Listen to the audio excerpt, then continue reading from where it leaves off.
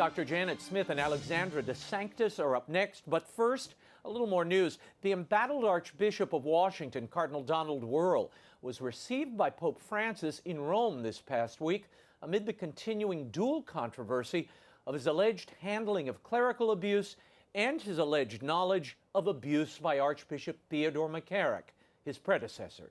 As reported by the Washington Post, Wuerl told priests at a closed-door meeting on Monday that he asked the Holy Father how he should move forward, and the Pope told him he should discern what to do with his priests. According to the Post, the clergy were split as to whether the cardinal should resign or whether he is to blame at all.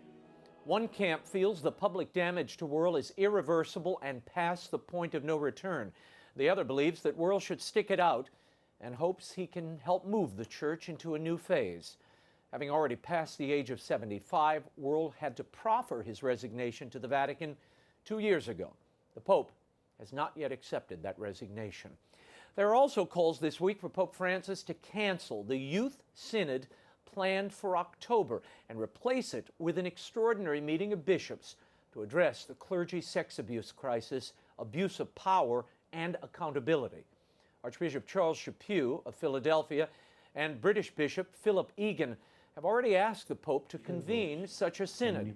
This week, Dallas Bishop Edward Burns added his voice to the call. In a letter posted on the diocese website, Burns and other leaders in the diocese urged the Pope to call an extraordinary synod to find real solutions to the heinous issue of clergy abuse of minors. And silence, that is Pope Francis's prescription for confronting allegations of clerical abuse and those critical of the Church's hierarchy's handling of the crisis. During his Monday homily at the Vatican's Sancta Marta Chapel, he recommended silence and prayer to deal with, quote, people who don't have goodwill, who seek only scandal, who want only division, who seek only destruction, including within the family, end quote. He continued, the truth is humble, the truth is silent. The Pope concluded his homily praying, may the Lord give us the grace to discern when we should speak and when we should stay silent. Joining me now with their insights as Catholic women on this abuse crisis are Dr. Janet Smith, professor of moral theology at Sacred Heart Major Seminary in Detroit, and staff writer for National Review, Alexandra DeSanctis. Both are signatories of a letter urging Pope Francis to answer the allegations raised by former Vatican ambassador to the U.S., Carlo Maria Vigano. Thank you both for being here. You're welcome. Dr. Smith, I want to start with you. Why did you feel it important to be a part of this petition effort, and what is the reasoning here? Oh, I think that it's very clear that women need to speak especially clearly. I mean, people tend to listen to women more these days, and we take advantage of that. Many of these women are professional women, and the others are those who are totally devoted to their Catholic faith, to raising their children in the Church, and they're becoming concerned about sending their sons into the seminary and having their kids go to Catholic schools, even, you know, work at the parish. Can their children, are their children safe, and are their sons safe, not their adult sons safe? So I think that our voice carries a special weight in this question. In the letter, Alexandra, I'll direct this to you. You and tens of thousands of women who've already signed it call Francis's response to the Vigano allegations inadequate and implore him to deliver a direct response. As you heard in our headline, the Pope says silence and prayer are the best answers. Today, during a homily, he said, quote, a sign that a Christian does not know how to blame oneself is when they are used to accusing others, to badmouth others, to stick their nose in other people's lives. It's a bad sign, he said. Is that what you think Vigano has done here? Has he stuck his nose into other people's affairs? You know, I really don't think so. And based on a lot of the reporting that we've seen in the wake of what he wrote, it seems that he's a very credible person, and he should be taken seriously. And I think the idea that Pope Francis is going to remain silent is a mistake, honestly, because if any of this is untrue, then Catholics have a right to know that, and it should be very easy for Pope Francis to simply say, look, this is not based in fact, this didn't happen, here's what really happened, and if that's the case, then I would like to know that as well. Janet, how are Catholic women reacting to these non-answers essentially by the Vatican? And are we missing the boat by defining this crisis as merely the abuse of minors? I'm seeing that in a lot of the letters and statements by bishops across the country and the world.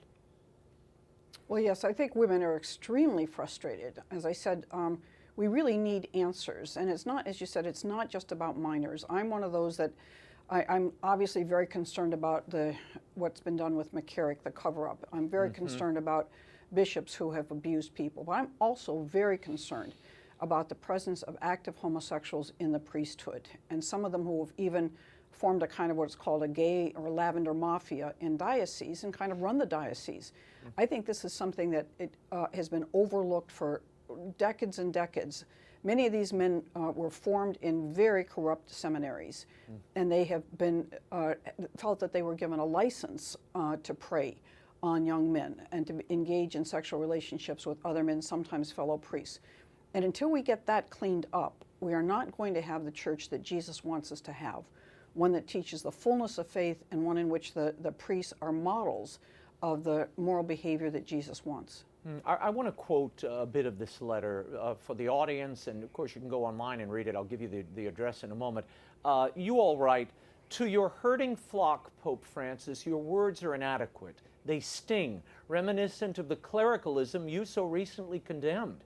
We need leadership, truth, and transparency. We, your flock, deserve your answers now," end quote. Now, some say the Pope is just trying to stay above the unsavory nature of these allegations.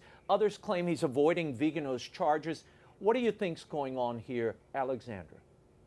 You know, I'm not really sure. I can't speak to why Pope Francis is taking this tack, but at first I thought maybe he was keeping silence as sort of the Vatican attempted to come up with the best possible way of coming out with what the actual truth is and explaining it to Catholics who really want answers. But at this point, I'm left to think, you know, they're kind of hoping that this will all blow over and people will stop talking about it and the news cycle will move on. And I think that's a huge mistake. And people, at least based on the people I know and the people I've talked to, that's not going to happen. People want to know the truth from the Holy Father, and rightly so.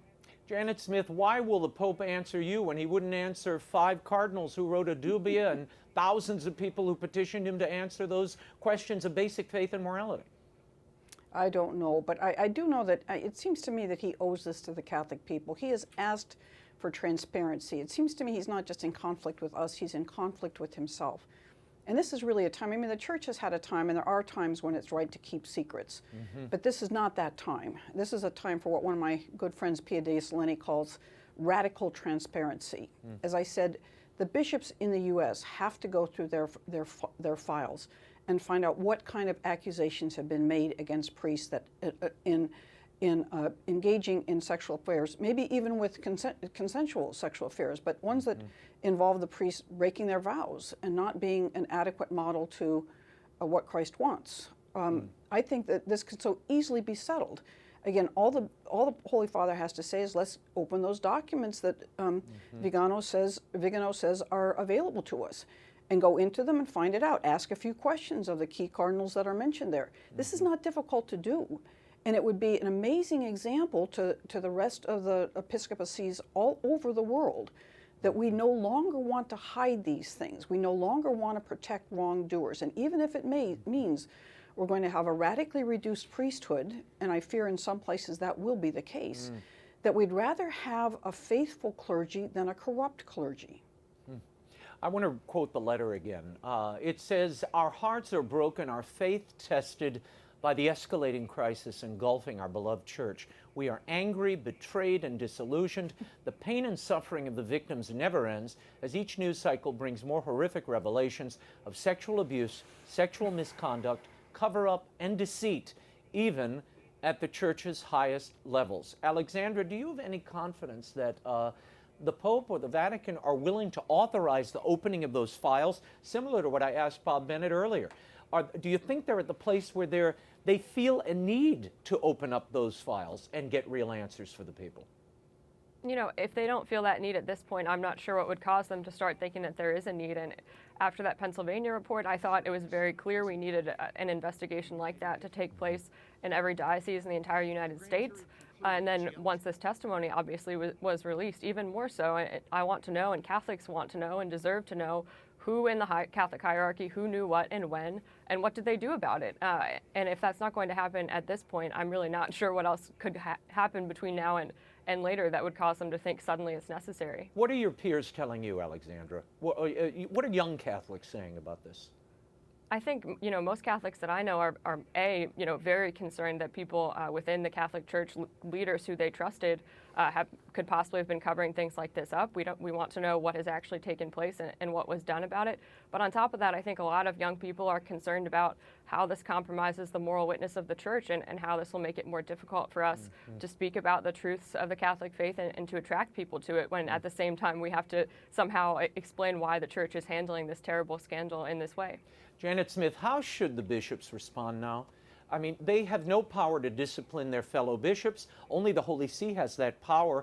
And look, you're familiar, probably more than anyone on this panel, and maybe more than anyone I know, with the culture of seminaries. There seems to be a sexually active, predatory culture at some of these seminaries. Is it ongoing, and how do you root that out?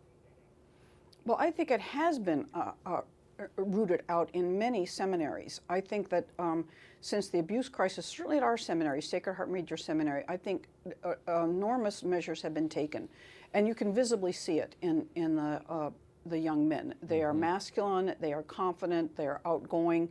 It's hard to see that they could be engaging in any kind of homosexual life. The same with the faculty, the priest faculty. There just seems to be a zealousness, and I think this has been very much a concern of Archbishop Vingram to have a very trustworthy seminary. I think every seminary, virtually every seminary in the United States has improved. I don't think all of them have improved as much as they should. But in our own Archdiocese of Detroit, we had one of the worst seminaries back in the 80s and 90s. And I'm still concerned about the products that came out of that seminary. How are they treating the young priest? Did they learn something in the seminary that was actually vicious and adopted vicious behavior? And you mentioned about the bishops. I think the bishops, any bishop should be asking for an audit of the seminaries to which they send their seminarians. They should make certain that their seminaries are squeaky clean.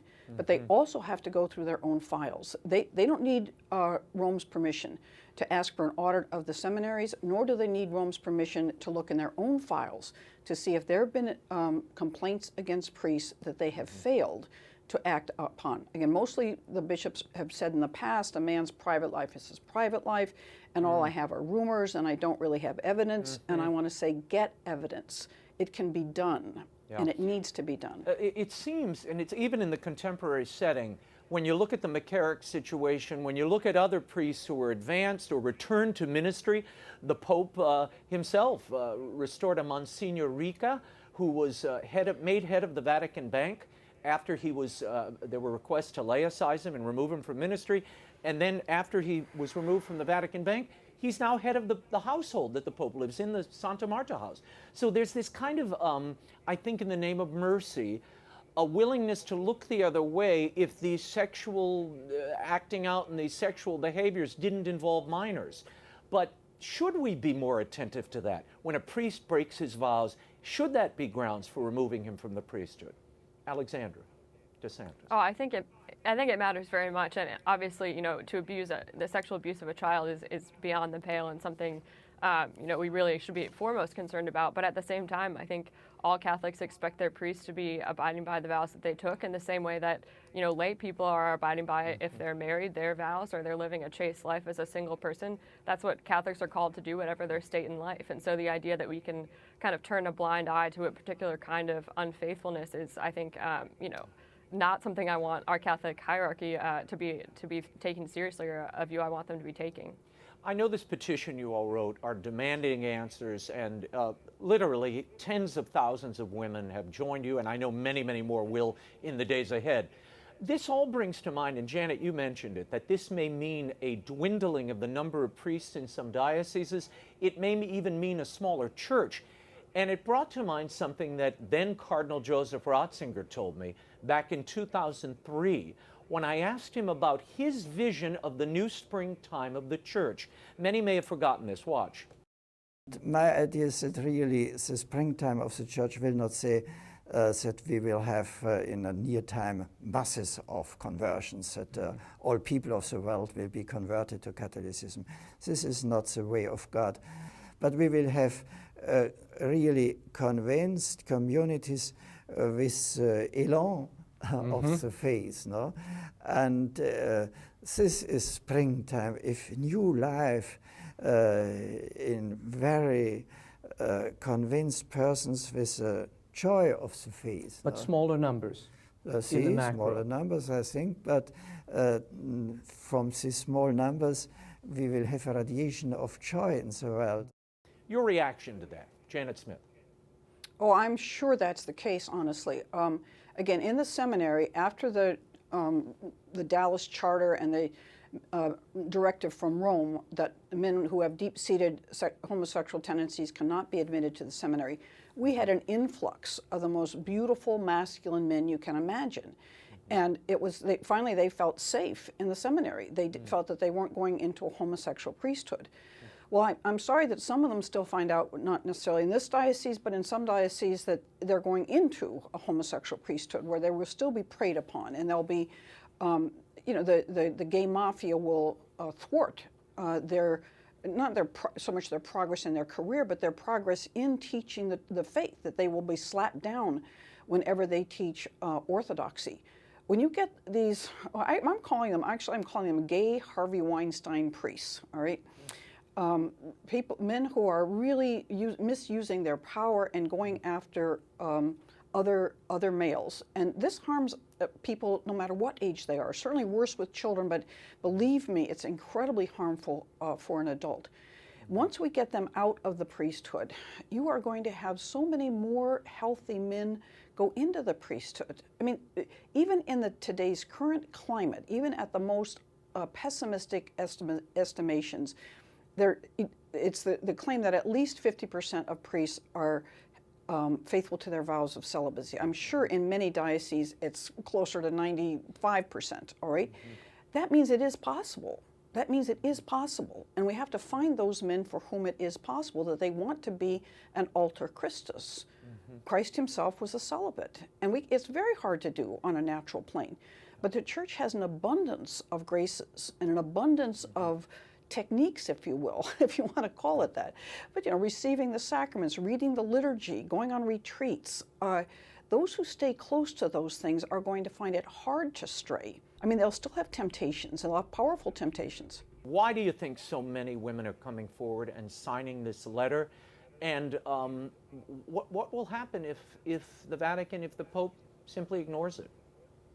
You know, one of the few heartening things that's come out of this entire scandal, starting from earlier this summer, was just how passionate I think so many lay Catholics are about renewing the church, and women feel especially strongly, I think, that the church is supposed to be a place of welcome, and that people should feel safe in their parishes, that families and parents should be able to have their kids there and have their kids go to youth group with their pastor and not ever have to worry. And I think that you know, women have a unique perspective on the importance of relationship and the importance of safety in the church. And I think you're seeing that in the overflow of interest in this letter. And I'm not sure if the Pope will answer, but I certainly hope this letter will be part of what shows him Catholics really want to know the truth. Alexandra DeSanctis, Janet Smith, thank you both for your insight. Hope you'll come back sometime soon. Absolutely, thank you.